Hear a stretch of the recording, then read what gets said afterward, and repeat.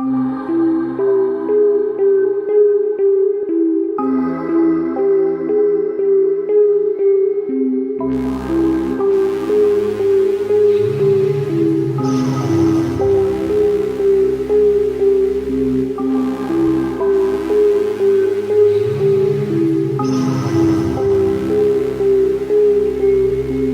and welcome to Journey Through Sci-Fi. My name is James. And my name is Matt. And we are continuing our series on time travel today. We are looking at Back to the Future Part 2 from 1989 and Primer from 2004. So this was it seems like a bit of an odd pairing. They're quite different films, but we wanted to put these two together because we think they share a lot of common themes.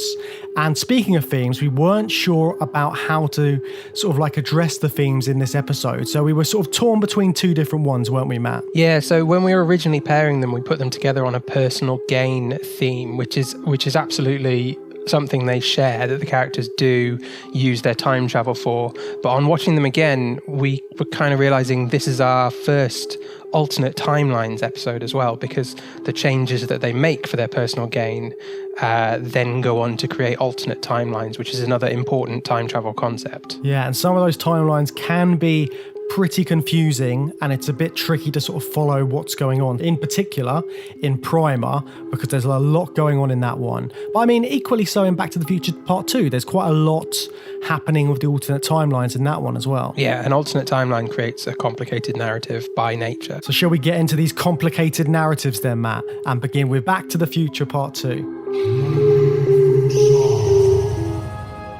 Do you remember the future?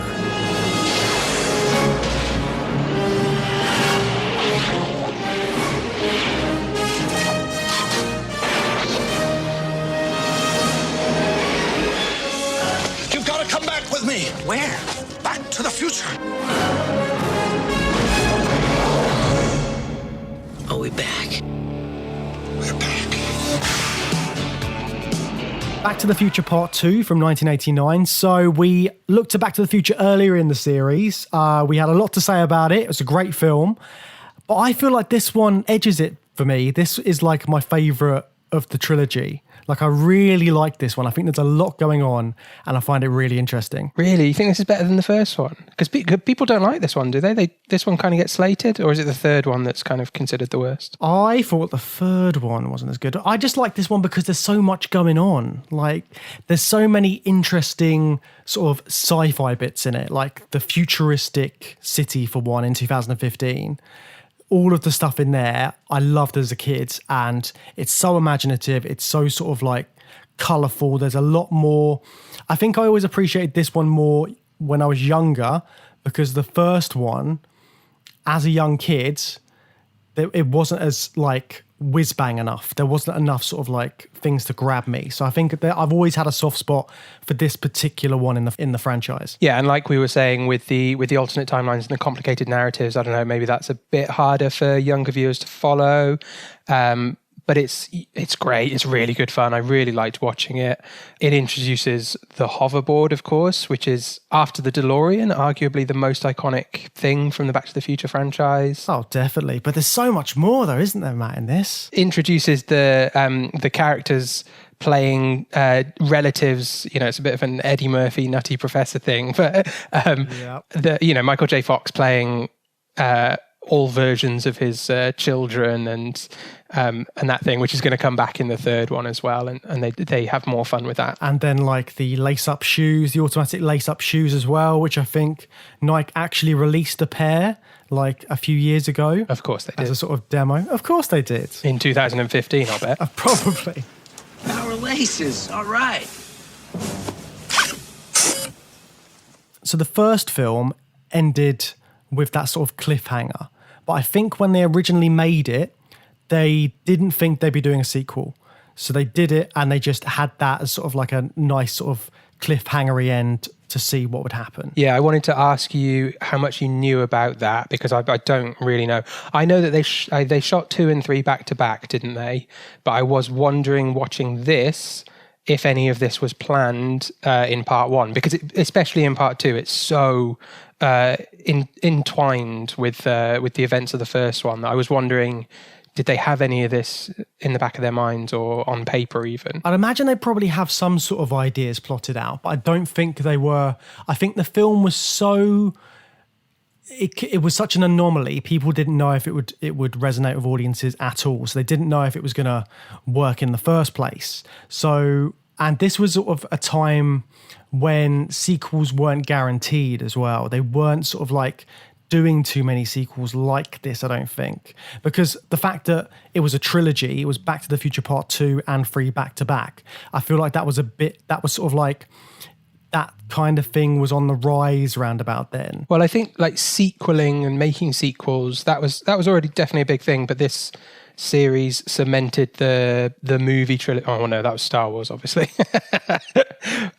But yeah, that, like what you said, the filming back to back, it was it's a really savvy business move, isn't it? They knew they had a huge winner on their hands, and it was well worth the studio's time to double the money they're putting into this. We'll get 2 out of it, and we're going to get a trilogy out of it. And it's going to be massive. And it was. Yeah, it definitely was. And I mean, when we were talking about when they were making the first one, Michael J. Fox was putting in a lot of extra hours because he was working on that other project at the same time. So he was doing all of that. So the studios know that he's a hard worker. They know that they can put him to work for 2 films back to back and get the content out of him. Playing multiple characters as well. Exactly. And those multiple characters are brilliant. We'll get onto those in a bit. But so why do they go Back to the Future again in this? What is the premise of Back to the Future Part 2? I mean, I just watched it yesterday, and that's quite difficult to explain.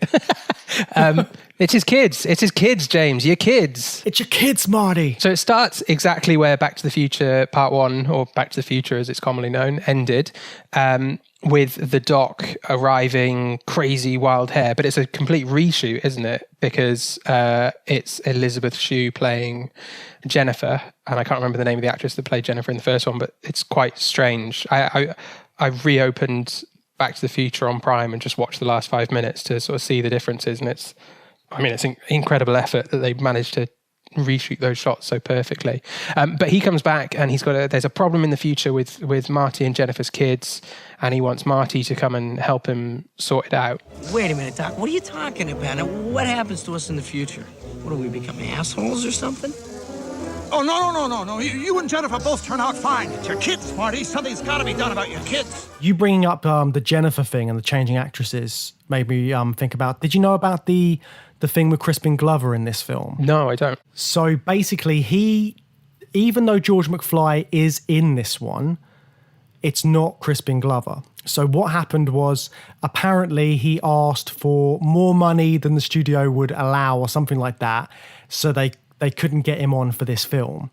And they had an issue with that. So what the studio did was they used the old footage of him from Back to the Future in this to make it look like he was in the film initially. And this was on the original release.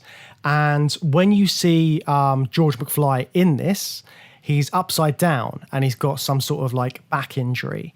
And this is because it's not played by Crispin Glover. It's played by a guy called Jeffrey Wiseman. And he's got like prosthetics on to make him look like Crispin Glover. And it's one of those things that if you didn't know the backstory, you could watch the whole film and not know. But yeah, there was this big hoo-ha about it. Crispin Glover, like rightly so, kicked up a fuss because they used him and his image without like crediting him. And afterwards, there was a big thing in the Actors Guild, and they put on sort of rules and regulations about how film studios use footage of actors and not crediting them and stuff like that. So that really sort of brought up a lot of stuff. And I mean, Crispin Glover sued, I don't know if it was Zemeckis or if it was the studio. He definitely sued someone. Yeah, it all got very messy. But afterwards, Robert Zemeckis and Crispin Glover have made up since. And I don't know if you've seen Beowulf. I think Zemeckis made Beowulf.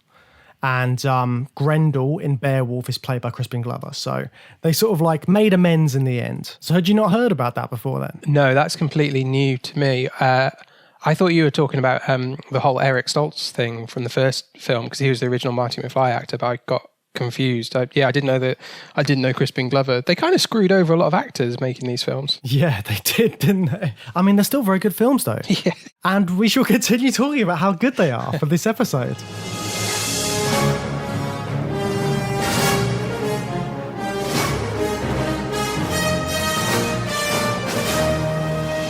So what is the plot of part 2 in a nutshell when it picks up at the very end of Back to the Future 1? So basically, Doc has come back from the future and he says that there is something going on with Marty's kids. It's your kids, Marty. It's your kids. So they have to go to the future and figure out what's going on. So at this point, Doc's being really cagey about what he tells Marty as well. So he continues to be cagey because the main thing this film is dealing with as well is not knowing too much about your future because that could endanger the timeline. So there's all this kind of like weight to everything that's happening. But the main issue is it turns out that Marty's kid, Marty McFly Jr., is going to get sent to prison and they're trying to stop that. So Marty has to go back and try and stop this from happening. Yeah, but as you said, it introduces these concepts of encountering yourself, which I think we've referenced before because I was thinking it happened in the first one, but it's more important in this film that there's going to be like a universe-destroying event if you meet your double in an alternate or the same timeline at a different time. And it's kind of described a little bit like time cop rules, right? But on a much grander scale. So the same matter cannot occupy the same space. In Time Cop, it turns you into a gross David Cronenberg melting CGI monster. And in Back to the Future, the Doc thinks it could potentially destroy the galaxy or the universe entirely. So he's very cautious with this one. He doesn't want anything to go wrong. Yeah, he's making all these warnings, and arguably, perhaps he should have tried to help Marty McFly Jr. on his own and maybe not got Marty involved in this one because of the risk. That's a really good point because why has he got Marty involved? But then his whole thing is he wants Marty to pretend to be his son. So it's supposed to be a real simple fix. So Biff Jr., who's called Griff, is trying to get Marty McFly Jr. to join him on this sort of like, it's like a robbery or something like that. I'm not quite sure what the plan is because obviously Marty intervenes and stops it ever coming to fruition. But yeah, he's kind of bullying Marty McFly Jr. into coming along with him and his gang. And yeah, I think it was a robbery. Marty McFly Jr. is going to get caught. Possibly he's being stitched up by Griff, I'm not sure, but either way he would get caught and get blamed entirely for the crime and would be sent to jail and his life's ruined, and that's what Doc wants to prevent. And he needs Marty because Marty is the spitting image of Marty McFly Jr. because they're both played by Michael J. Fox at the exact same age. But let's talk about that because I loved watching Michael J. Fox as Marty McFly Jr. I've never appreciated it before, and I've been a bit younger watching this film. But he's really having fun with it, but also flexing his acting muscles because he's so uncool, isn't he? Yeah, he's just the complete opposite to how he plays the Marty character.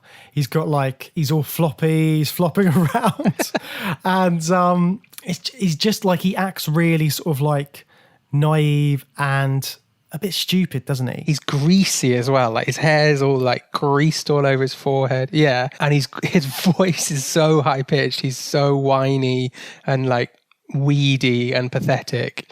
And yeah, kind of perfect target for a horrible bully like Griff. See, I like that, but I particularly liked him playing his daughter as well, Marlene.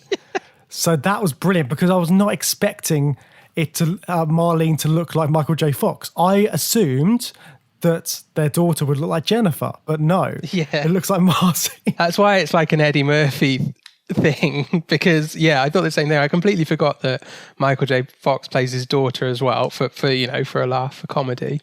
But yeah, why wouldn't, if you're going to do that generational actor swap thing, why wouldn't you get Elizabeth Shue to play her? But no worries, it's a bit of fun. It's very funny. And I also liked talking about sort of like actors playing the same characters and stuff. So in the original Back to the Future, Doc Brown is older in the 80s. He looks visibly older so that when they go back to the 50s, he looks young. So for whatever reason, they decide to sort of make Christopher Lloyd look the same age as Christopher Lloyd actually is in the future. So they say he's had some sort of rejuvenation process where he's had basically like some sort of weird skin facelift or something. And they do that within the opening bits of the film. So I didn't know exactly how I felt about that. I can see why they would have done it to make it easier on Christopher Lloyd, and they want to show more of him. So why have to do all the makeup every time? But what did you think about that? Because it seemed like a bit of a weird thing to do. Yeah, I'm 100% sure it was just Christopher Lloyd said, I cannot be spending this whole movie wearing prosthetics. Please do something about it. I'm sure it's just that. It is, you're right, it's out of place. But I think it's just like, I think he just took Robert Zemeckis to one side and said, please don't make me wear wrinkly makeup for this entire production. Is there something you can think of? Look, I'm shooting 2 films back to back. Cut me some slack. Can we do something? But what they're good at in these films is working that into the universe of the film. So his explanation makes perfect sense. But then later when the police are picking up the knocked out Jennifer, they're commenting on how young she looks because she's got the same thumbprint as the 50-odd-year-old Jennifer from the future. And they're saying that's one hell of a facelift. So they're kind of working this technology into the background dialogue, and it builds up the richness of the universe, and it helps to justify that slightly out of place decision that's probably for Christopher Lloyd's benefit. Yeah, and also it's sort of like it's more fun to watch Doc Brown and not keep thinking, oh, he's very old to be doing all the stuff that he's doing. And you kind of get less of that with the way that he looks in the film. He's just Doc Brown. You don't really get a gauge on his age. It's not so much about that. Yeah, the whole Doc Brown's age thing, it's kind of a constant problem in Back to the Future. Because I remember watching them when I was a little kid, and I had no idea he was supposed to look, that he was made up to look older in 85 and that he was made up to look younger in 55. He just looks like, when I was a kid, he just looked like an old man to me. It's just Doc Brown. Yeah, they kind of give him a bit of blonde in 55, don't they? And then he's got the wrinkly makeup in 85, but he just looks like Christopher Lloyd at all times. So, yeah, you know, if you could just go back in time and say, guys, don't worry about it. It's Christopher Lloyd. He's great. Just let him look like himself and it's going to be fine. I already went further ahead into time to see what else happens. I backtracked everything to this one event. That's why we're here today, to prevent this incident from ever happening. I think we should talk a little bit more about what the actual future looks like as well, because there's lots of like interesting things they've done with 2015. Like obviously the flying cars are one of the main things. We talked about the hoverboards, the shoes, but there's other stuff as well, isn't there? So the way the house is, they don't have doorknobs. Everything's like electronic. That was a nice touch, yeah. Yeah, and all that kind of stuff, and the big projector. And even though it's futuristic, they kind of make a thing about the area that Marty's living in. So it's supposed to be a bit of a downtrodden area now, even though in the 80s, in 1985, it's supposed to be the upmarket place. So Marty's made it, but he hasn't. This is like a sort of like bad neighborhood. Yeah, and that's quite interesting, and that only works because they shot these two back to back, doesn't it? Because that doesn't actually have any payoff in this movie.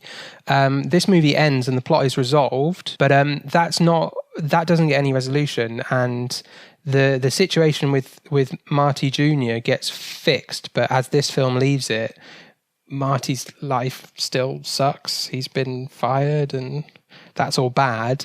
Jennifer's then got the foreknowledge she's going to step in and do something about that in part 3. But this film just kind of leaves all that as a bit of a sad ending for Marty. But I hadn't really thought of that until you just brought it up now, because I did notice that there's loads of foreshadowing of the Western stuff in this film, all the way through. Buford Tannen is referenced. You see Clint Eastwood. The Doc talks about the West, the malfunctioning DeLorean, all of that. So they build that up, but I guess that's really important foreshadowing as well, that Marty's life is it still sucks at the end of the film. And he's a bit like George McFly, isn't he, in that respect? Because in the original film, Marty's dad wasn't doing very well. He was a bit of his family weren't all they could be, is kind of like what the film was saying. And in this one, it's Marty's life which has become like that, even though his dad was a success and had this like really illustrious writing career. Yeah, so it's weird that they've done that, but it's kind of like they do certain things to follow the same sort of formula, don't they, in this? So that's one of the things that I noticed, the fact that Marty's sort of like taken his dad's place in that respect. Were there any other things that you sort of picked up on? Yeah, I think we talked about this when we talked about the first film. There's a lot of effort gone into like consistency of Hill Valley between timelines. So the way they did it in the first one was that Marty would just see like the younger versions of people that he knows from town, like the mayor. He'd see him when he's working in the restaurant in the first film.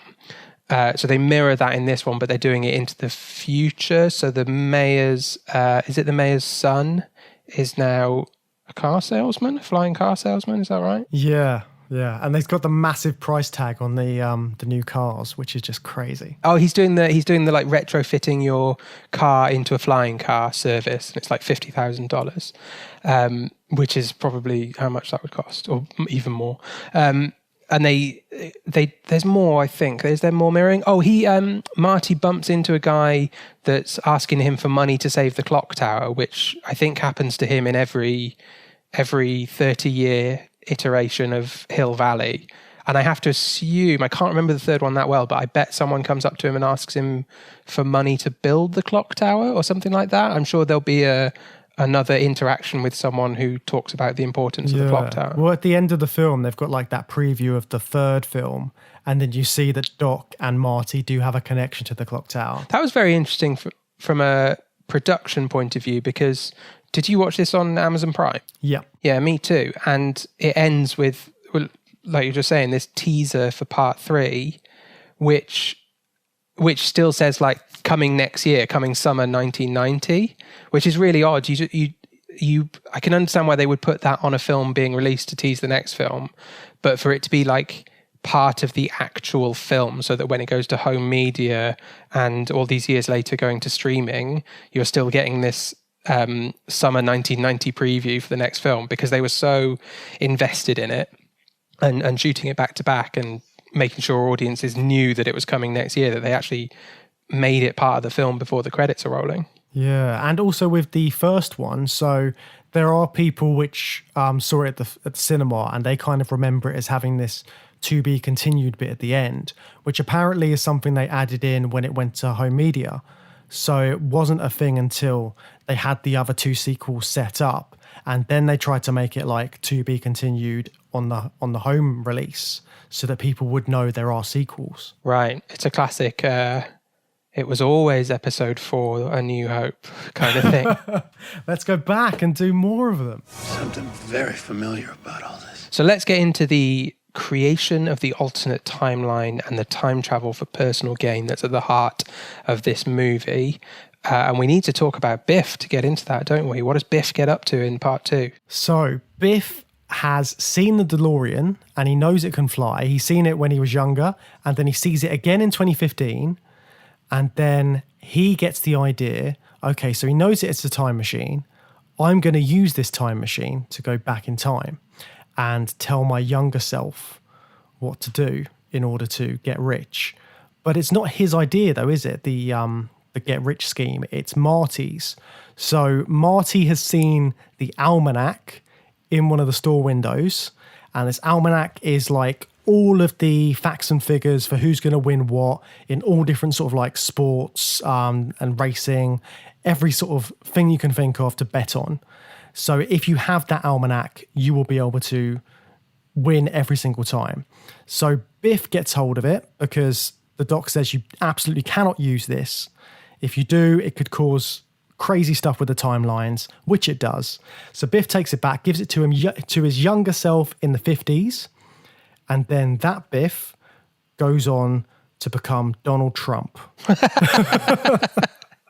Yeah, he does, yeah. That's exactly what it is. Yeah, I thought it was interesting that, again, we've got this concept of like a naive time traveler who doesn't know any better about the rules and has to have the rules explained to him by the experienced scientist. So Marty is treated as like completely innocent. He didn't know any better. He just wanted to make a little bit of money. What's the harm?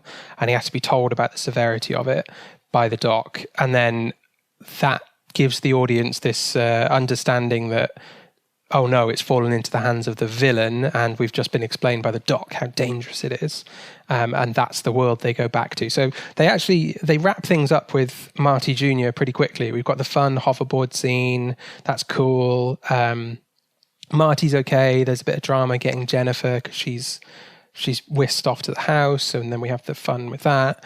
But that's all wrapped up fairly quickly at the start of the film, basically the first act of the movie. And then we get into the Nightmare 1985, and that's just horrible and depressing and violent, this just current of violence that's surrounding everything. Yeah, it's very dystopian, isn't it? It's like, it's basically saying that if Biff is in charge and he's got loads of money, then Hill Valley is just going to go to shit. Which is scary that one man having so much money can cause that many problems. But there you go. That's what's happening in this film. So Biff basically runs the Hill Valley now, doesn't he? He's got Biff Towers. He's got a museum to himself in the bottom. None of this sounds familiar at all. He's got this big tower, and he's up to no good, basically, isn't it? He's got all this money, all this power, and he's just now the ultimate bully that we've seen previously. Yeah, and a bully's society is a bullying society. Everyone's got bars on their windows. There's roving gangs starting gunfights with former Principal Strickland. There's like biker gangs. I love the fact that they use biker gangs as like shorthand for like, bad people go to Biff's place. And they're all on bikes. Ugh, gross. But then they ramp it up even more because one of the groups approaching the pleasure palace is like they're on a tank. They're just hanging out on a tank. It's like Mad Max. It's proper dystopian, isn't it? Yeah. So what do we think of Biff as a time traveler? Last time we looked at Back to the Future, we talked about Marty, and we were comparing him to Bill and Ted in that instance. But now we've got an interesting comparison between Biff and our hero Marty, because Biff becomes a time traveler, and he also becomes like an oracle. The younger Biff becomes like a Minority Report, see the future type time traveler. Yeah, and it's interesting because older Biff talks to younger Biff, so there's a direct interaction in that, which we haven't really seen before. And the doc continuously says like something bad can happen if this happens. When it happened to Jennifer, she passed out, and so did the future Jennifer. But Biff's able to just talk to himself for a bit, and he has quite a long conversation. But there's this kind of like self-hatred in Biff as well, because he hates his younger self. He's pointing out the fact that he always says the wrong joke, make like a tree and get out of here, the famous one. And he says, no, every time you do that, you make us look stupid. You make us look like an idiot. So he's very sort of like down on his younger self. So that's quite interesting as a concept. And then when he's given that information to his younger self and goes back to the future, he sort of dies, doesn't it? It looks like he's dying because he's in pain, isn't he? Yeah, is that explained? I didn't quite know what was going on there. He's had a hard time of it, and then he looks awful getting out of the car. What was going on there? I felt like it was kind of like the fading away thing that Marty was talking about previously. Oh, because he'd created alternate 1985, then future Biff would vanish. Oh, that's interesting. And you can't show that in the film because at that point you don't really know what's happening exactly. So if you showed that, then you would know kind of what he's done, because they don't really discover that until they go back, and then they have to go to the moment where old Biff is talking to young Biff. It's a good exercise for Thomas F. Wilson, who gets to play. I mean, he gets to play so many different types of Biff, Griff, and Buford in these films. And I think we've talked about it before, but it's something that I really enjoy is when actors get to do that within a film or a TV series. They get to play different versions of their character, and you see the actor having to really stretch their skills to convey that.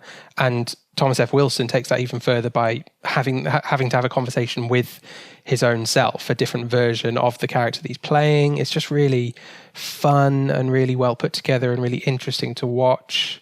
I think Biff's a great character. He's horrible, he's a jerk, but he's really compelling.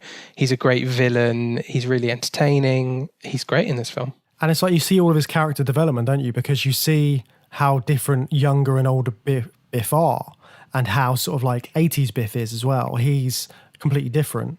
And even Griff. Yeah, because old Biff is the future version of the kind of weedy, deferential Biff that polishes George McFly's car in the 80s. So we kind of had this transformation of Biff because of the events of the first film, but deep down he's obviously still a real horrible, mean guy because he's going to turn into this horrible old man who has horrible children who turn into horrible young men who bully weedy little McFly kids. So it's just this cycle of horribleness that never really got resolved for Biff because he got knocked out by George McFly. It just kind of bubbled under the surface until he could get his revenge with the almanac. The information in here is worth millions, and I'm giving it to you. Well, that's very nice. Thank you very much. Now, why don't you make like a tree and get out of here? It's leave, you idiot. Make like a tree and leave. You sound like a damn fool when you say it wrong. All right, then leave and take your book with you. So the almanac is how Biff is using time travel for personal gain. He's turning himself into a millionaire, and by doing that, he's sort of like running the city. So have we seen this before? Have we seen people using it? We've seen it bits and pieces. We saw it a bit in Minority Report, but this is the first time we've seen somebody really get rich from time travel, isn't it? Yes, I think so. So we looked at law enforcers who are using knowledge of the future to for the good of society to prevent awful crimes from happening. So that is for, in some ways, personal gain on a societal level. But Biff's the first one we've looked at where he's doing it out of greed, personal greed, to make money. There is this... He's got enough self-awareness as an old man to, I think, understand the self-sacrifice, because it doesn't benefit old Biff. I don't know how much he knows about creating an alternate timeline, but he seems to be aware that it's no good to him to know sports statistics that end 15 years after his present day, 15 years before his present day, rather. But he foresees this better life for himself by going back in time and talking to his younger self. And he adapts to it remarkably well, right? He doesn't understand what a time machine is, but he clocks it pretty quickly, and then he jumps right in and he goes for a spin. Yeah, that's the thing I was sort of like thinking about as well, because he's seen it twice. He's kind of figured out what it is, and he's figured out how to work it as well, because I know Marty had loads of difficulty trying to work out how the machine worked in the first place, didn't he? Well, the DeLorean's quite user-friendly, isn't it? It's got your dates. Yeah, where you are now, where you want to be. There's 3 dates. I can't remember what the third one is. But, he worked it out.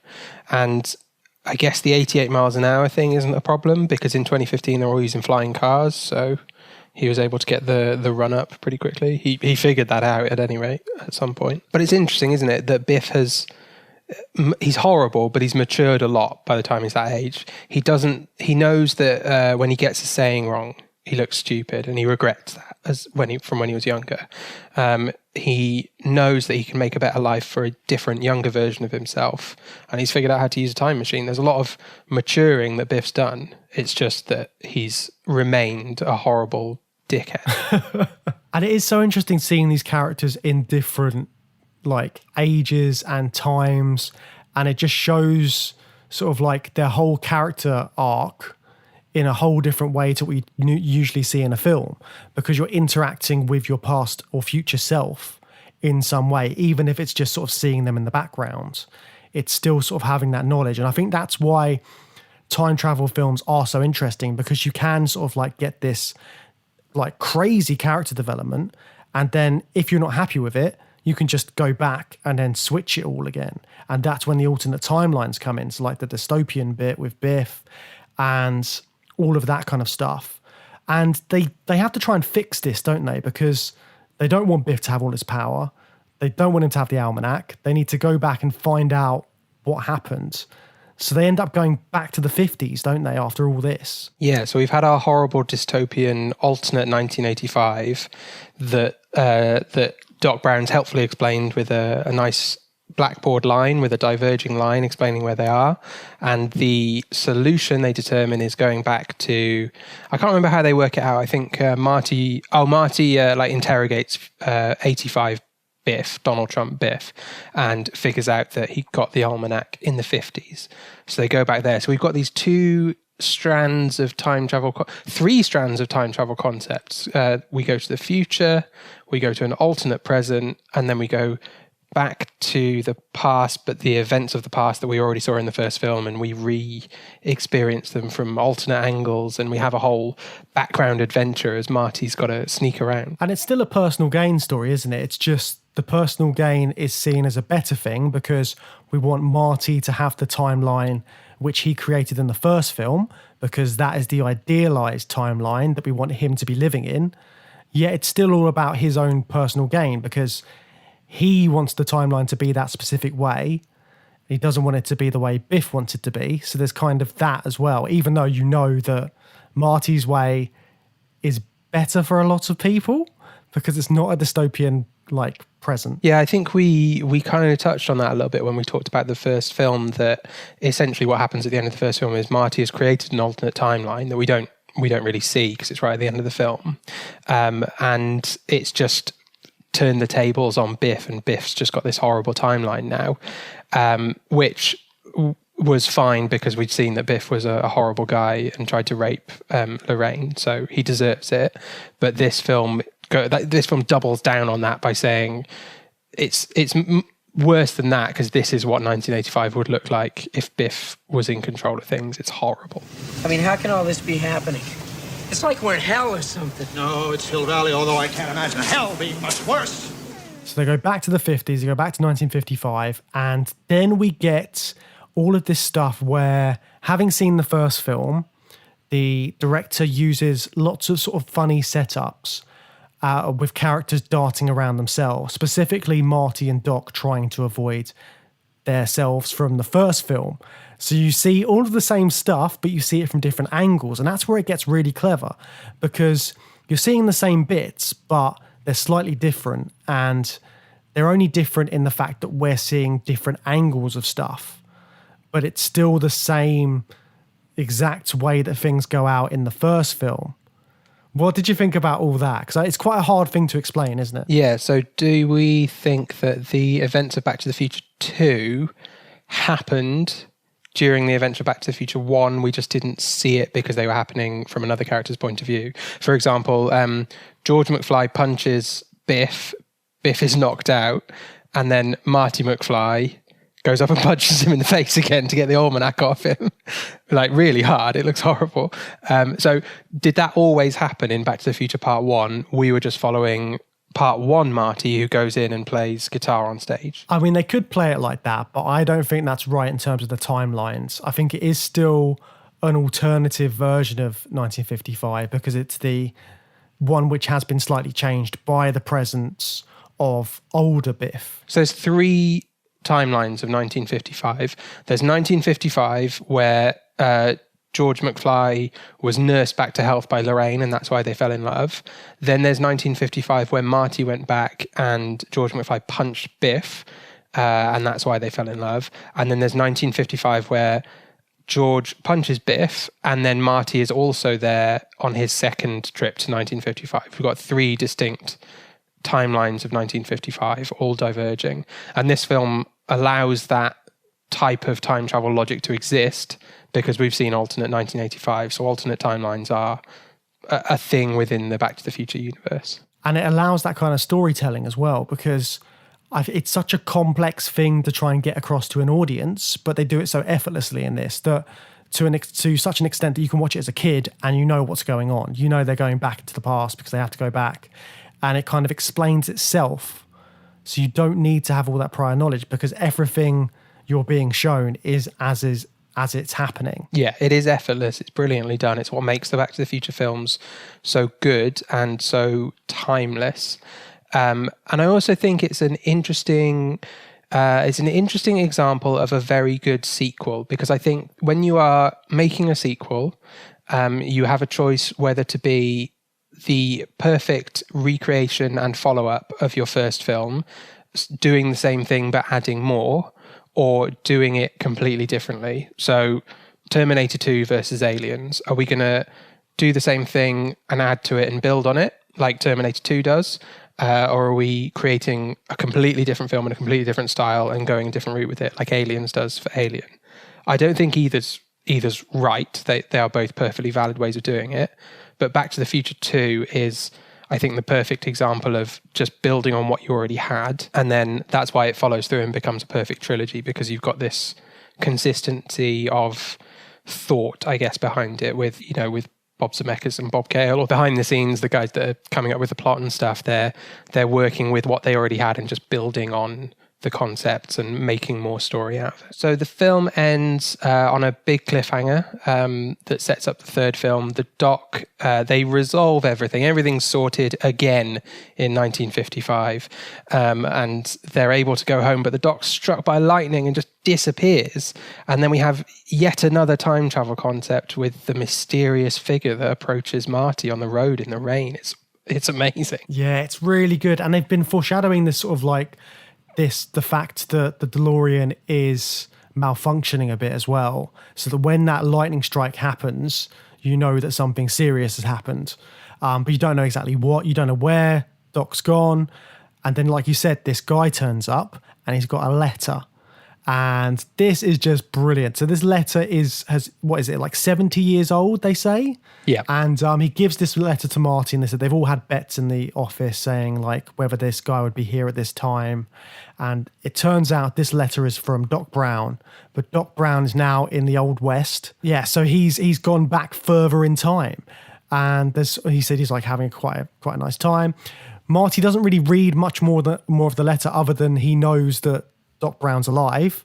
And did it annoy you that he's reading it in the rain? Reading it in the rain, James. I was just going to say, it's so annoying. It's 70-year-old paper and he is soaked and he's using the headlights. When he walked up to the car, because I forgot how he actually read it. When he walked up to the car, I thought he was going to like stick his head in the car and read it under the thing, but he just holds up to the headlight. I was going out of my mind, James. It's too much. And then like the other guys, they got the umbrella, but the umbrella is doing nothing because you're seeing this paper just getting drenched.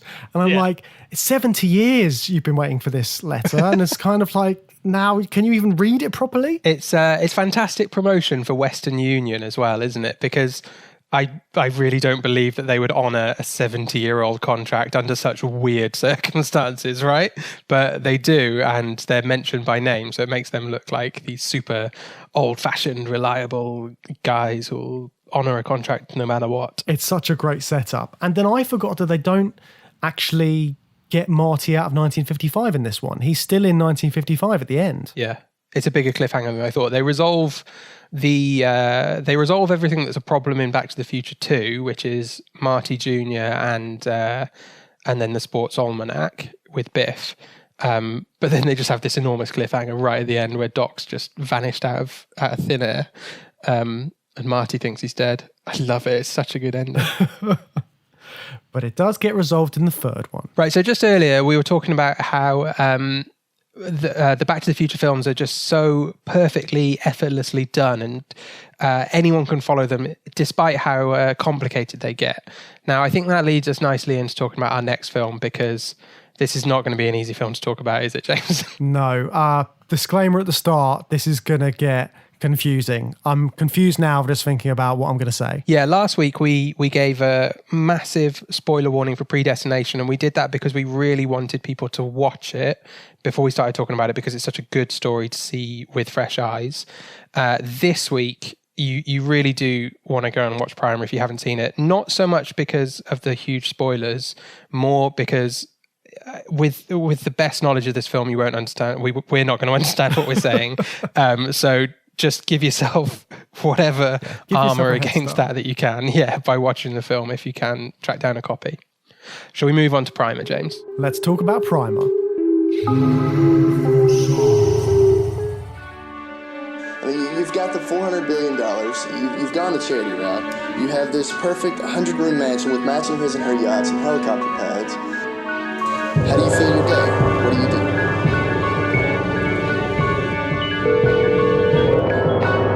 Here's what's going to happen. I'm going to read this, and you're going to listen, and you're going to stay on the line, and you're not going to interrupt, you're not going to speak for any reason. Some of this you know. I'm going to start at the top of the page. Inside the box, it's like a street. Both ends are cul-de-sac. They took from their surroundings what was needed, and made of it something more. So Primer from 2004, what an absolutely confusing film. There's so much going on in this. I had to watch a YouTube explainer video afterwards just to try and make sure that I knew what I was talking about before we did the podcast. Right. I read a very complicated infographic with timelines and character trajectories and stuff like that. And then I rewatched the last 20 minutes of the film. Because what I forgot rewatching it is that all of the confusing plot stuff happens less than 20 minutes even. It's a roughly 10-minute sequence where loads of stuff is revealed and twists and stuff all through narration. And it all happens off screen and it's really, really confusing. It is mad, isn't it? But so this film, it's a independent sci-fi film. It's very high concept. The director, Shane Carruth, did everything on it. He wrote it, directed it, did all the bits and pieces. So he put a lot of effort into this. Is it the perfect sci-fi film for this podcast? Let's just check off a few things here. Tiny budget, very simple in one sense in terms of how they make the film, but incredibly complicated with the concepts that they deal with. And James, it's an hour and 17 minutes long, including credits. I knew you were going to say that. I think it's the perfect sci-fi film. Oh, when I saw an hour and 17 minutes, I was like, because I knew how complicated it was. Seeing an hour and 17 sort of filled me with a bit of hope that I could fully understand this film. Yeah, complicated is fine when it's not a huge commitment, you know? You're in and out, you're confused, but it's, it doesn't take up a lot of your day. It's fine. Yes, it's got all those things going for it, this film. And it is really well put together, Primer. It's such a conundrum, but it's very tight in what it's doing. So let's try and unscramble the conundrum that this film is. So you've got your two main characters, Aaron and Abe. They're working out of their garage. They're kind of entrepreneurial. They're scientists. They're trying to sort of make something that can get them rich, right? They're trying to make money is what they're trying to make. Yeah. They're working as part of there's two other scientists, Robert and Philip, I think they're called. Mm-hmm. So it's just four mates. They all work here. They're all like engineer type guys, but they've got this side hustle, which is in Aaron's garage. They're trying to create whatever they can, put patents on it, and then sell it for money to hackers and Silicon Valley types and all of that. And they stumble upon time travel by accident, I guess. Yeah, it's really strange, isn't it? Like, for a lot of the way the film sort of unfolds is they're constantly working in this garage and they're creating something and they're not exactly sure what they're making. They think they're making some sort of energy source or something like that, but then they find out that it has another purpose. Yeah, when they first get the actual time machine off the ground, they don't understand what they've created and they can't explain it to any investors, but they roughly think they're on the verge of creating like a perpetual energy machine because it's giving out, or they're recording more energy than they're putting into it from two car batteries. And Aaron disconnects one and then disconnects the other, and it's still running at 24 volts. Not forever. It runs out of steam eventually, but they don't understand why it's got this extra energy. And that is absolutely a moneymaker. That's obviously the dream of any energy company is some kind of self-generating energy machine, because then we don't need coal. We don't need any kind of means of powering stuff because we've got this magic thing that can't really exist in the physical world.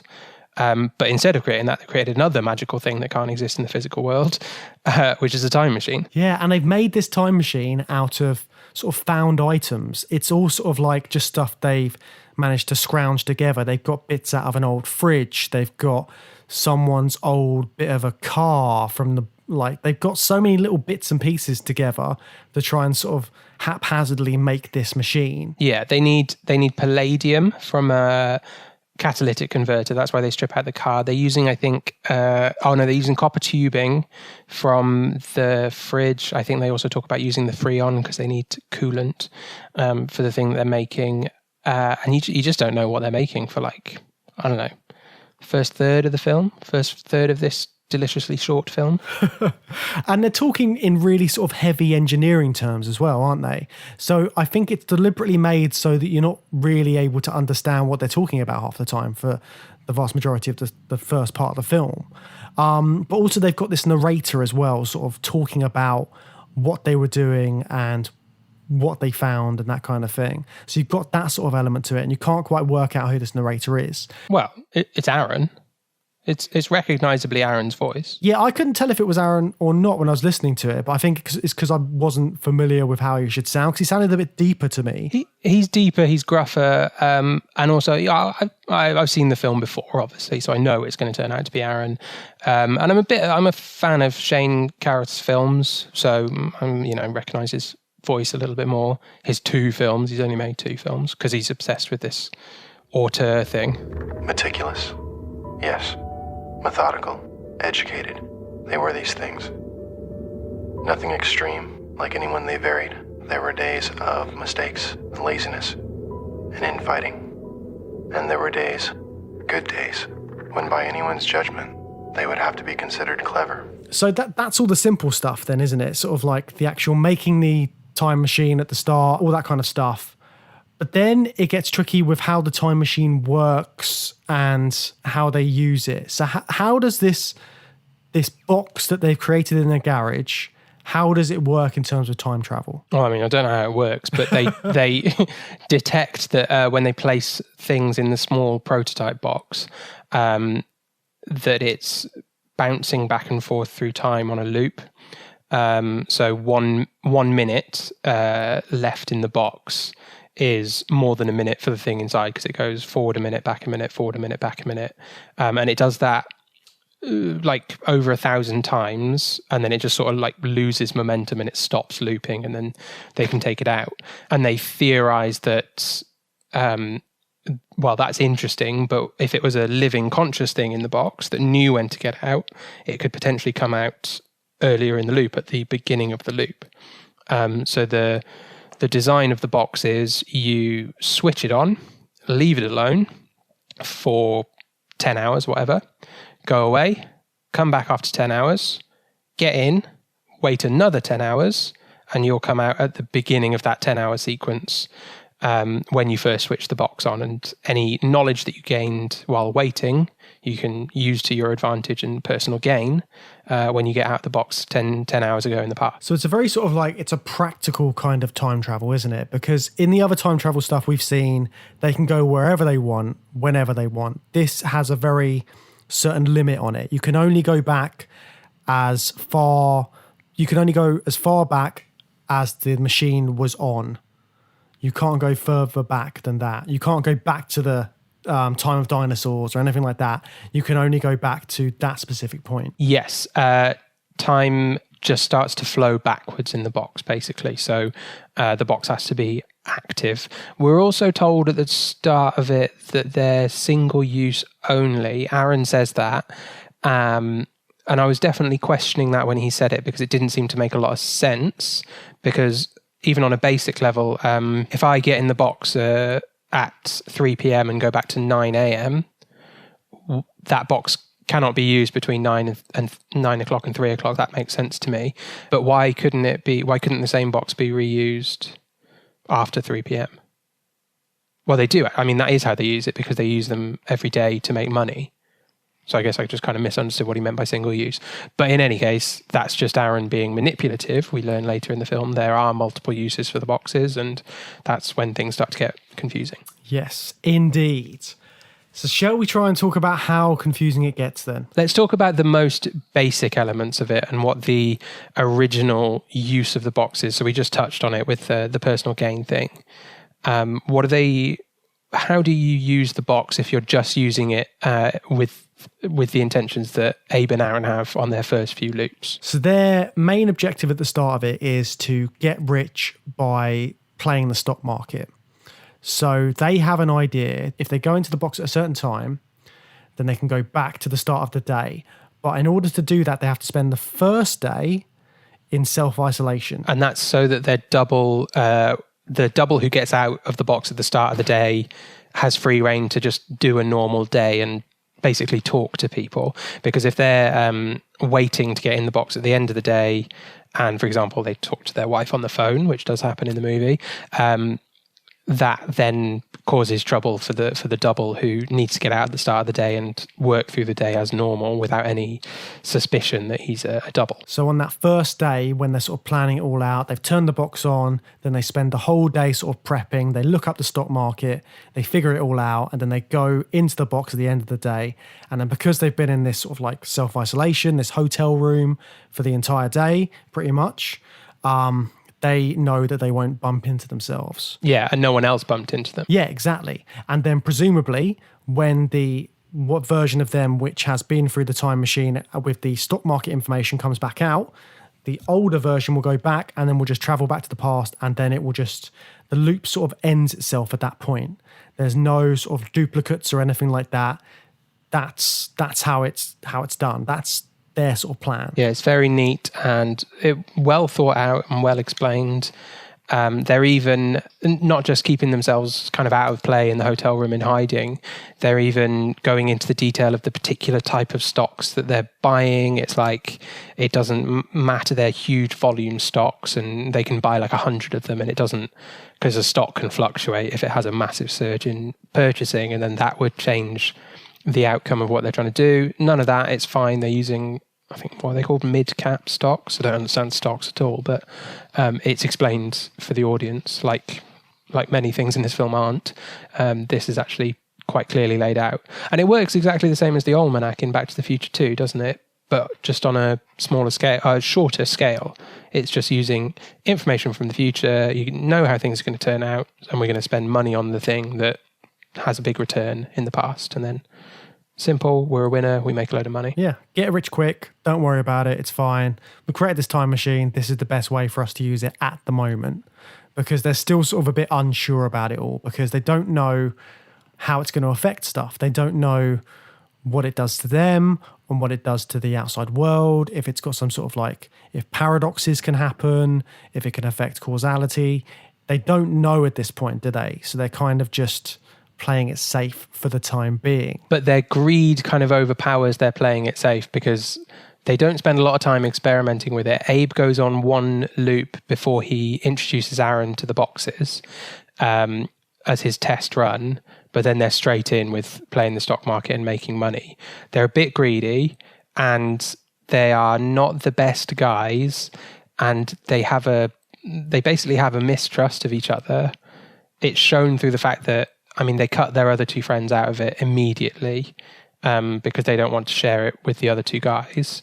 And it's that mistrust between the two of them that just unravels everything and brings in all the complexity, because we find out towards the very end of the film, before Abe went on that first loop and before he introduced it to Aaron, he's also created a fail-safe. So let's talk about the fail-safe compared to the box. We've got these two different concepts of time machine. And what's the key differences there? So it turns out that when Abe set up the boxes initially, he did the two, like you said, the two normal boxes, which they're going to travel and do their stock market stuff on.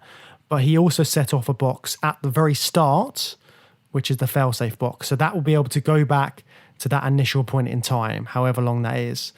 And they spend like a whole week doing the stock market stuff, don't they? And then sort of Abe has this fail-safe box, and he's worked out that he can, if something goes wrong, he can go back 5 days and survive on what like a little bit of water and like the bare essentials, and then he'll be able to go back in time 5 days. Because that's the complicated thing about this, because you can only go physically that far back. Yeah, you have to be able to survive the length of time that you want to time travel. So yeah, like you can't go back further than the length of time it would take you to starve, or you need to take in like beef jerky and stuff like that, like dried food. But this idea of the failsafe is kind of introduced as a reset button concept, because it enables Abe to, if things go wrong, if things are messy, he can always go back 3 days and just not do any of the time travel and change stuff. That's kind of the explanation of the failsafe, but that's not true, is it? It's not a reset button at all, because we've been told how important it is that Abe and Aaron hide in the hotel room and take themselves out of the action so they don't mess things up and there's no duplicates out in the wild. But the failsafe has been active the whole time while they've been out in the world doing stuff. So the second you go into the failsafe, you're creating an alternate reality where there's an extra version of you doing stuff in the real world. And that's when things get really complicated in Primer. Yeah, because you've got too many people wandering around who are the same person. So the way they try and get away with that is they go, right, so we've just got to get our original selves out of the equation. So they do stuff like, so Abe gives himself a gas mask or something. He gasses himself. So he knows he can hide the original Abe away so that he can do what he needs to do during the day. But this whole thing has come about.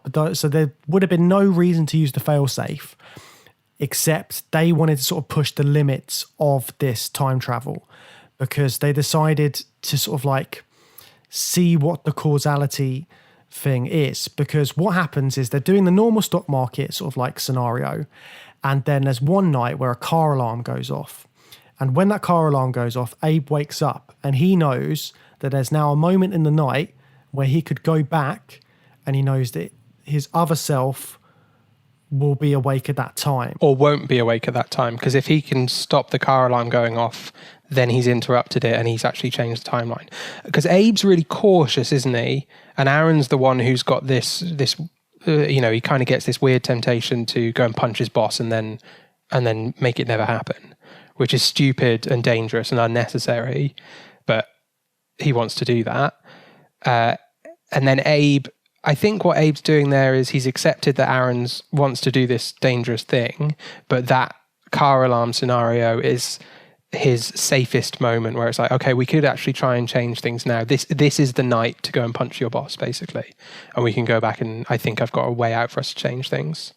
But even that goes haywire and that doesn't work out. They're going to try and do it at this point, and this is the first time when they sort of like go a little bit against the time travel and their usual plan. So they're going to potentially go and do this thing, punch Platt, I think is the name of his boss, in the face, and then erase it the next day. But when they're doing that, they find out that someone's following them, and it turns out it's their investor, isn't it? Or someone they were trying to get in, like, to get on board with their funding.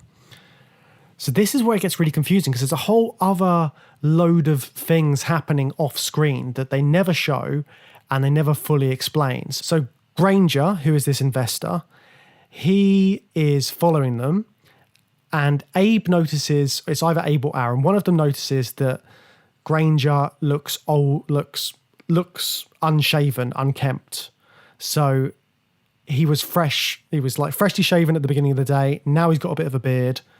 He's obviously used the time machine. They then call him at home as well to verify that, and they talk to pre-time travel Granger. And it's such a great scene. It's very, very confusing. But it's a way of showing characters who are coming to a realization that they are existing in an alternate timeline. So it's like if in Back to the Future Part 2, in alternate 1985, Lorraine, for some reason, started to suspect that she was living in a timeline that had been changed. And you see it from the perspective of the characters they know enough about time travel to know it exists. And that allows them to get to the point where they start to get paranoid that they are in a changed timeline because of the presence of Granger. And that never gets explained. We never find out what Granger was doing. He's just there to put fear into the characters. Like, someone else knows about it and they're messing with the timeline. And they have this whole debate about whether to check one of the boxes to see if Granger's in there, because if they take him out at the wrong time, then it could go wrong. And yeah, there's this whole sort of like unresolved bit with Granger there. But going back to the sort of like the need to do the reset, so then Abe is going to reset at that point. Well, Abe's freaked out by Granger. So if there's someone using the boxes and messing up the timeline, that's too much for Abe. He's already like, super cautious guy.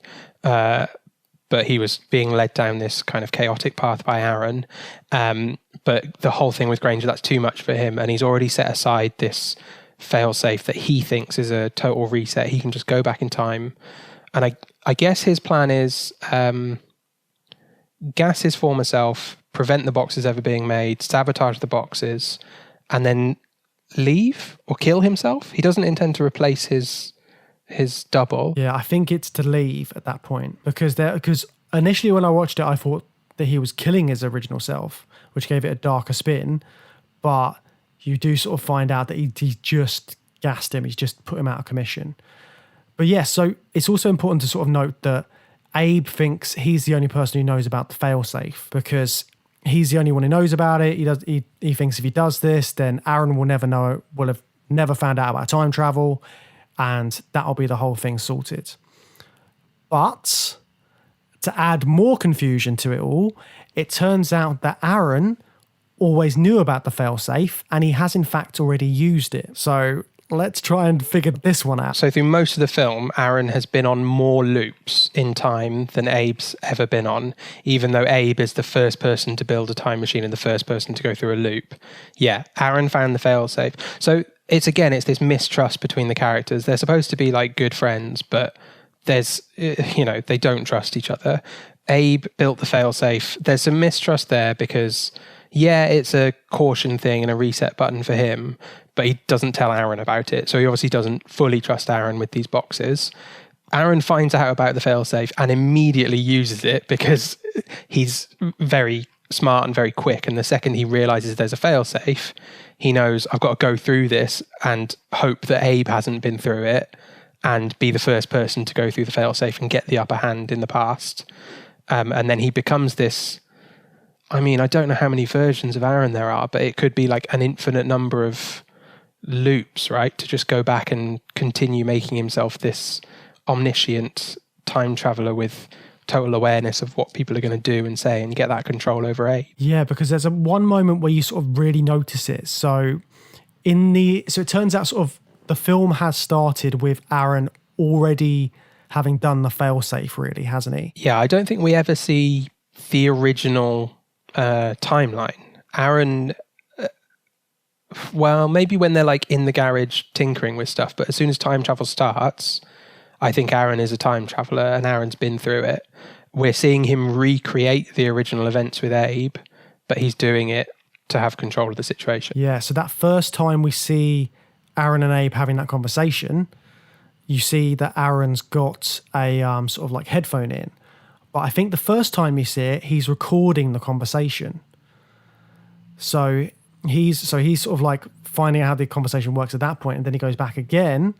And then when Abe's gone back as well, then you hear it in his headphone because he's got that in there that time. He's recorded it from previously. And then it's kind of like, so what Aaron is doing is he's recorded all of the conversations. So he's always ahead of his timeline. He's like, what is it, like a minute or so? It's not even that much, is it? A few seconds. Just a few seconds. So he knows what to say and he knows how to veer off. Is he just a control freak? He's just trying to test the sort of limits of it, isn't he? Because he wants to, it's something to do with the boyfriend who turns up at that party, which is a whole nother bit that we don't really see. So there's this party which they feature a very small amount in the film, and apparently someone's ex-boyfriend turns up with a shotgun. Aaron is trying to work out a way that they can get this guy out of commission, because I think part of him thinks that this ex-boyfriend is the reason that Granger finds out about the time machines or something like that. It's just alluded to. Yeah.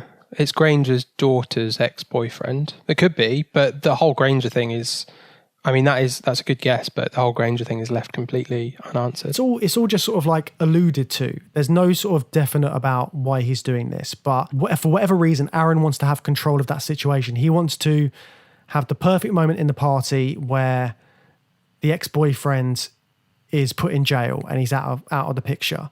For whatever reason, he wants him away. And it's also unclear. The way they resolve the fight at the party, it's a little bit unclear from the narration exactly how many times Abe and Aaron experience the party, because it seems like they have to do it over and over again to, like a Groundhog Day situation, to become all-powerful over the situation, know all the variables like Groundhog Day and Edge of Tomorrow, so that they can just walk through this party and know exactly when the guy's going to walk in with the shotgun, know exactly how to take him out, and they take the shells out of the gun, all of that. So I don't know how many times that was supposed to have happened over and over again. Yeah, it's hard to tell about how many times, particularly Aaron has been back. But there's sort of there's subtle hints as to the fact that he's been back a few times at the beginning, because there's a moment when Aaron and Abe have just travelled through time, and Aaron is bleeding from his ear, and he's like, "What's going on?" But the reason that Abe isn't bleeding from his ear is because Aaron's already been through more time travel than him in succession. So there's this whole thing about time travel having an effect on their bodies as well. So what did you think about that aspect and sort of the toll it takes on them? I thought that was pretty cool, and it's a unique, as far as I'm aware, unique concept for Primer, that the more you do this thing, it's having a bad effect on your body. And they talk about it early in the film, don't they? They're like... Abe's been through once, and Aaron's like, well, I just trust you don't have cancer. And Abe's like, I'm sure this isn't safe, but I went through it and I'm not dead. And that comes back to bite them on the arse. So yeah, you talked about Aaron bleeding from the ear. A couple of loops later, we will see Abe holding a cloth up to his ear. And that's a bit of a clue that, oh, Aaron's done this more times. Abe's now experiencing the same symptoms. And then there's the handwriting thing that is so good. It's like, I thought that was a nice body horror element to the film. And I'd like to get Mike from the Evolution of Horror podcast view on that, because it's not explained. They just can't write anymore. After they've both been through loads of loops, they look like their writing is with their non-dominant hand. Yeah. And I didn't know what that meant. They sort of imply some problem with symmetry, that they now can't write with their dominant hand, and they're just sort of losing themselves. Yeah, it's kind of like a I know that's something that happens with some forms of dementia and things like that you sort of lose control of being able to write, and it's sort of it looks like it's disappearing. So I don't know if that's sort of come in there at all. But I did watch, I did sort of read up about something, because there's that moment where they're putting their hands in the machine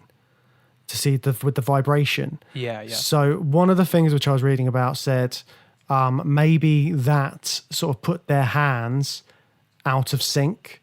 So their hands are in a different sort of oh, okay. time to when they should be. So that's why it sort of happens, because they're just slowly getting more and more out of sync. That's quite complex. I wouldn't put it out of the running. I quite enjoyed that as an idea. I just saw it more as their bodies were being degraded by the sheer physical exertion that this brand new type of travel is having on their bodies.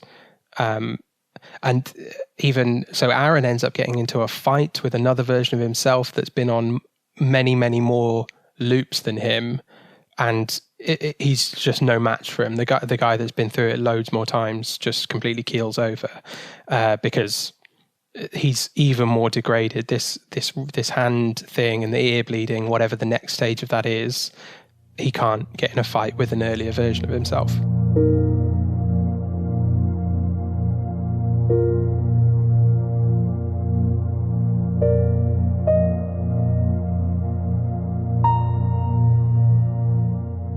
Gets more and more sinister, doesn't he? Because not just the fact he's turning up in a hoodie when he's sort of creeping around as a double, but he's injecting sedative into the milk and stuff like that. And all these sort of really sort of sinister things that he's doing. And there's one moment in the film where Abe and Aaron are talking in Aaron's house, and Aaron's wife talks about the rats upstairs. And he goes, "Oh no, it's just baby birds. Don't worry about it." You don't know at that point that Aaron has already put the other version of himself up there, and that's the other version sort of trying to get out from the attic. That's the original Aaron, who's now drugged so that control freak Aaron can have his earpiece in and run things like a puppet master. Yeah, he is creepy. That's really good. That that was like something out of a Japanese horror. The kind of ghostly figure in the attic clawing Like at the Grudge floorboards or something like that. Yeah. It's definitely Again, something these nice scary horror concepts just kind of thrown in there to be unsettling and weird. Yeah, and they do, because the whole film is quite unsettling, isn't it? Because you don't know exactly what's happening with the time travel a lot of the time, but there is that sort of, there's a sinister nature to everything, because you know these characters are sort of like, they're a bit greedy and they get more and more greedy, especially Aaron. He wants more from this technology and it just gets worse and worse and spirals. Yeah. I like those creepy elements. I like the general sense of confusion as well. I think it's a really clever way of telling this story, because I think the confusion centers around the Granger incident, because that's such an interesting way of seeing time travelers realizing they're in an alternate reality that's changed. But the whole film around that is the same thing. The whole confusion of the narrative and the technical jargon that you mentioned that's really hard to follow. It's all there to place the viewer in this confusing storyline. They've discovered time travel by accident. They don't understand it. So the audience can't understand it either. You're on a slightly different ride to the characters, because Aaron in particular knows more than anybody else. But neither of them really understand what's going on, so you're thrown into this confusing story that you don't understand, and that's part of the experience of the film, and I think part of what makes it such a good film.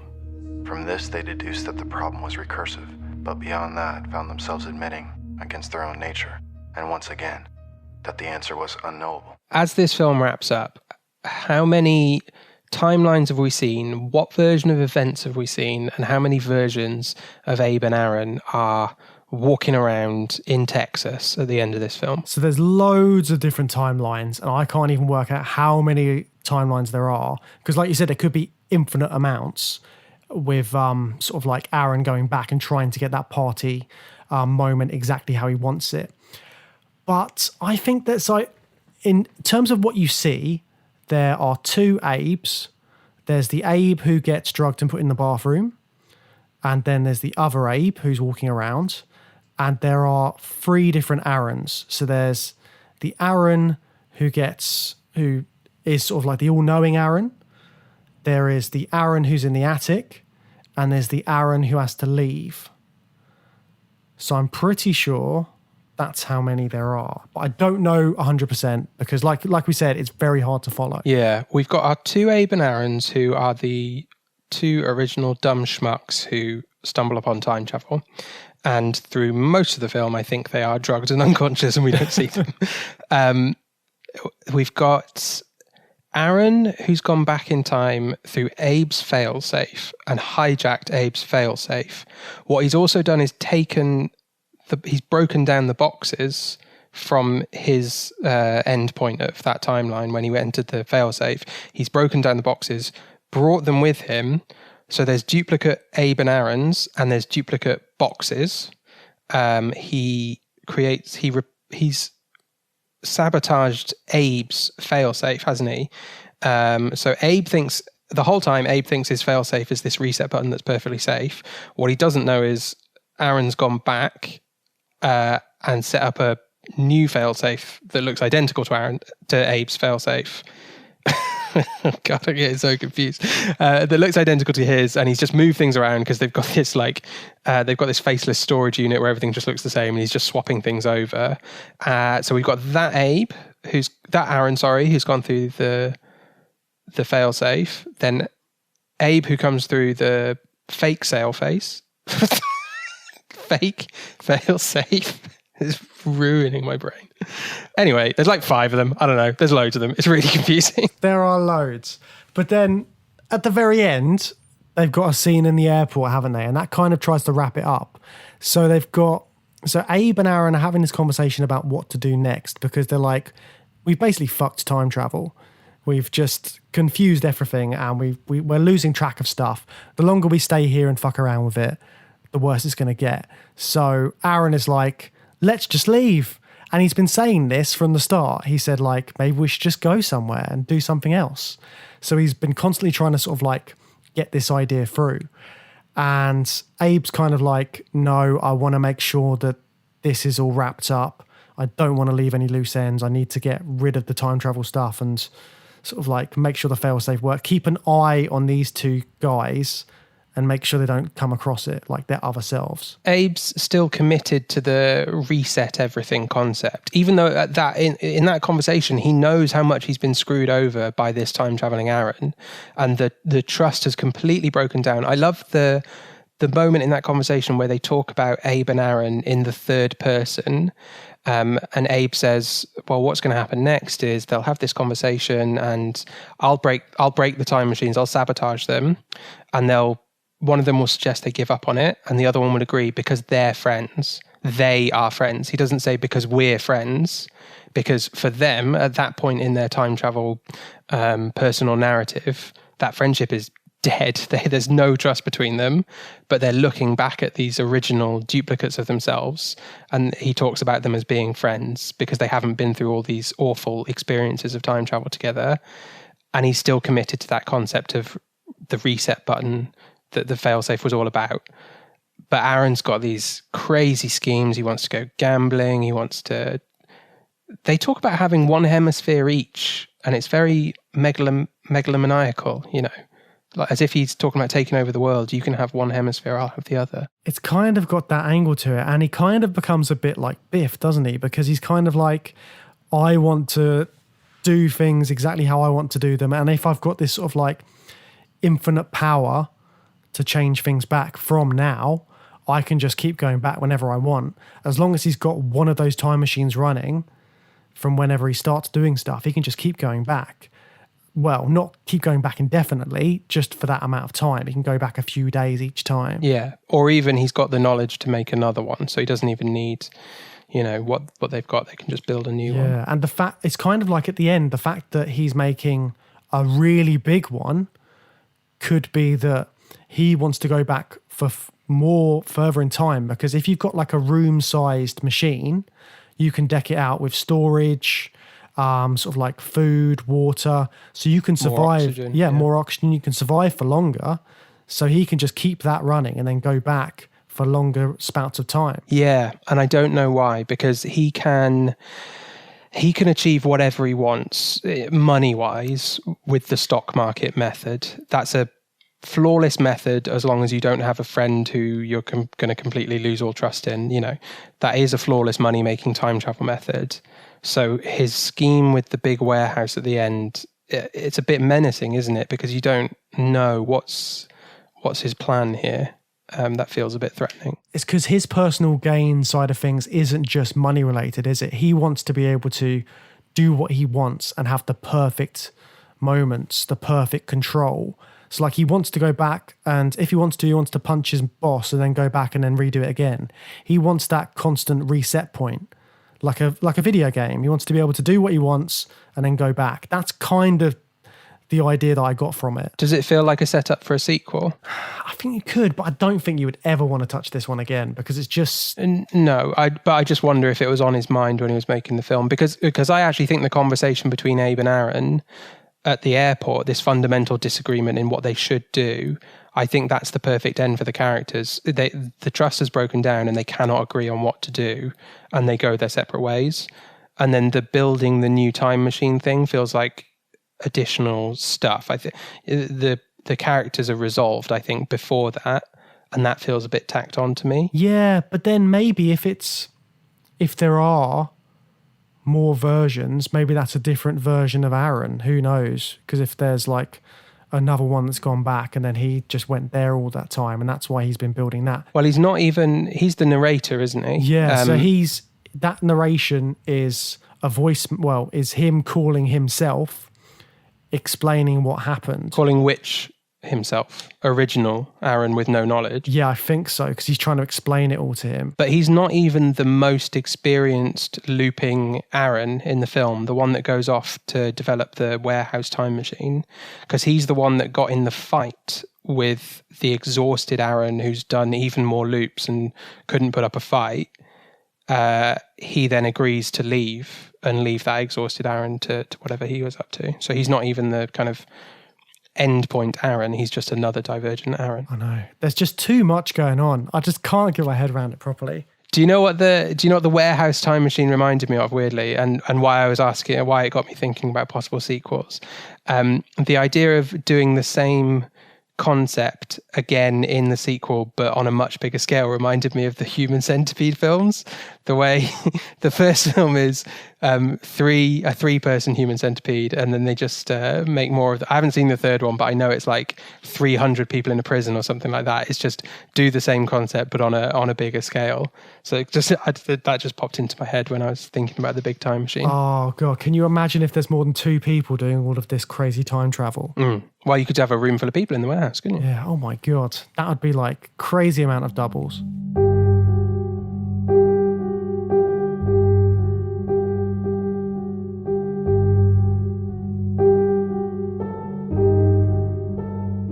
So I think we should put a pin in Primer now, because if we talk about it for any longer, we're just going to confuse ourselves even more. And I think we've sort of like just about unraveled as much as we can of this film. I did start a box when we started talking, though. So if there was anything we did miss when we listened to the edit of this, I'm going to get in the box and do it all again with an earpiece. Speaking of fail-safes and being able to change stuff, that leads us nicely on to next week's episode, in which we are looking at the theme of changing your own personal history.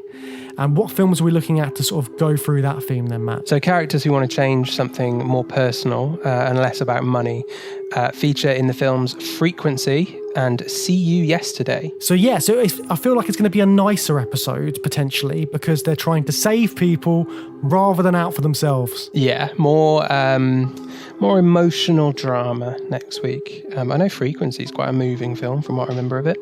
So that'll be fun. That's going to be great. In the meantime, if you want to get in touch with us, please do drop us a line, journeythroughsci-fi@gmail.com, or join the discussion on our discussion group on Facebook. If you find us on Facebook, you'll be able to find the discussion group and join in there. How else can people get in touch with us, James? You can find us on Twitter. You can find us on Instagram.